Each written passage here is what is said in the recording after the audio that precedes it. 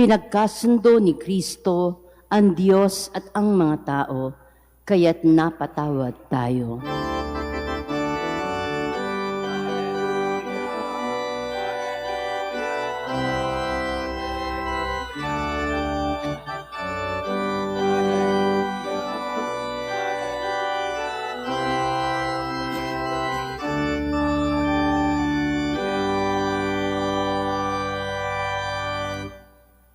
Sumainyo ang Panginoon. At sumaiyo rin. Ang mabuting balita ng Panginoon ayon kay San Mateo. Papuri sa iyo, Panginoon. Noong panahong iyon, sinabi ni Jesus sa kanyang mga alagad, "Kung magkasala sa iyo ang kapatid mo, puntahan mo siya at kausapin ng sarilinan. Kapag nakinig siya sa iyo, ang pagsasama ninyong magkapatid ay napapanauli mo sa dati at napapanumbalik mo siya sa Ama. Ngunit kung hindi siya makinig sa iyo, magsama ka pa ng isa o dalawang tao upang ang lahat ng pinag-usapan ninyo ay mapatunayan ng 2 o 3 saksi. Kung hindi siya makinig sa kanila, sabihin mo ito sa pagtitipon ng simbahan. At kung hindi o hindi pa siya makinig sa natitipong simbahan, ituring mo siyang hintil o isang publikano.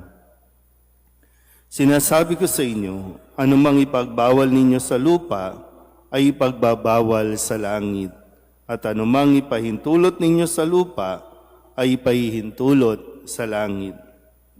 Sinasabi ko pa rin sa inyo, kung ang 2 sa inyo rito sa lupa ay magkaisa sa paghingi ng anumang bagay sa inyong panalangin, ipagkakalob ito sa inyo ng aking Amang nasa langit.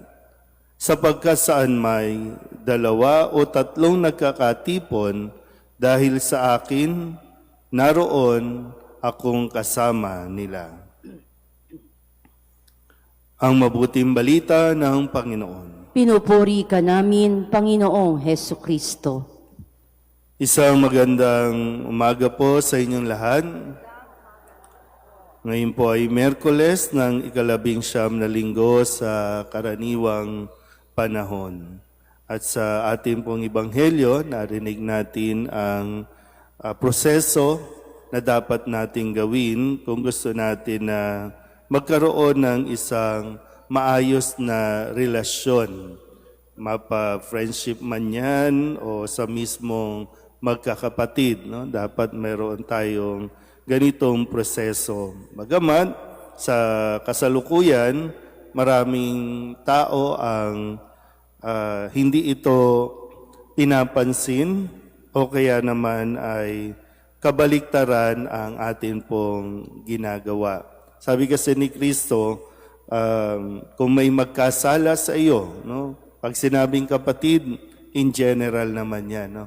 Pero mula sa pagiging pamilya hanggang sa hindi mo kaano-ano, katrabaho man yan o kasama sa simbahan, kung magkasala, ito ang dapat gawin. Kausapin mo muna, kapag nakinig, maaring yung chance ay manumbalik sa dati ang inyong ugnayan. Kapag hindi nakinig, kailangan umanap ng rest back. No? Kailangan umanap ng pwedeng makatulong, maging testigo. Pag hindi pa rin nakinig, idulog na sa isang mas malaki, no, na concern. At kapag nagawa na natin ito, kaya may tinatawag tayong fraternal correction.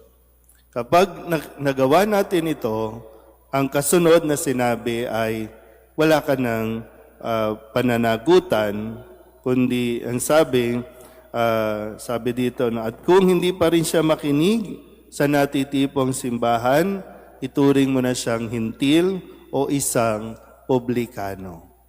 So kailangan natin masuri, no, na nagawa ba natin yung 3, yung requirement, bago mo tuluyang talikuran o kaya naman yung deadmahin Kasi mahalaga din sa iyo yung magkaroon ka ng peace of mind. Mahalaga din sa iyo na tingnan mo yung iyong sanity, na baka ikaw din ang masira sa kakaisip mo o dito sa taong sabihin nating nakagawa ng hindi maganda sa iyo. Nabanggit ko kanina, kadalasan sa panahon natin ngayon ay pabaliktad. Sa gamit ang social media, pinopost muna natin sa social media ang ating alitan, pinopost mo muna sa social media yung iyong narinig, o kaya naman ginawa sa'yo nang hindi mo na ito kinukonsulta o nagpapa-advise ka man lang, o nang sa ganun, hindi mo muna kinumpronta yung mismong taong involved. Kaya mas malaking problema ang nangyayari. So, sa isang bagay din na napagnilayan ko po tungkol dito, minsan tayo naman, halimbawa, handa naman tayong tumanggap, handa tayong makipag-ayos, handa naman tayong mag-approach, handa ka ulit magbigay ng chance. Pero yung tanong ay minsan, yung gumawa ng mali, yung nakagawa sa iyo ng hindi maganda, minsan siya ang hindi pa rin ready. Minsan siya yung hindi pa rin handa na magbago. Pwedeng lumapit, pero hindi talaga sincere yung kanyang paglapit o yung kanyang paghingi ng tawad. Kaya sabi ko kanina, maganda rin na bigyan mo ng panahon.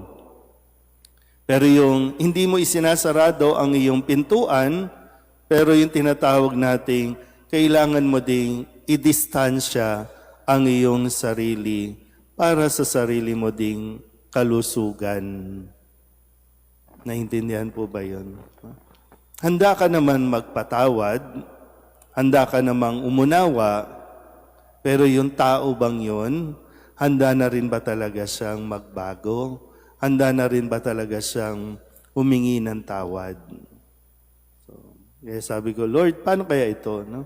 Kasi ito yung isang bagay na nahihirapan tayo, yung magpatawad sa isang tao na inaakala natin at iniisip natin na uulitin pa rin naman niya yan. Diba, Pero muli, pinapaalala sa atin dito na mayroon pa rin naman tayong obligasyon.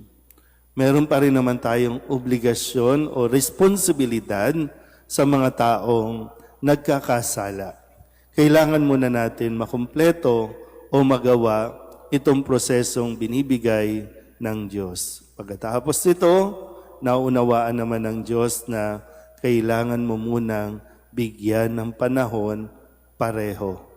Siya na kailangan niyang mapagnilayan ang kanyang mga nagawa, ikaw na kailangan mo ring maglaan ng oras para makaipon ka ng lakas na matanggap at maunawaan mo ang kanya rin namang pinagdadaanan.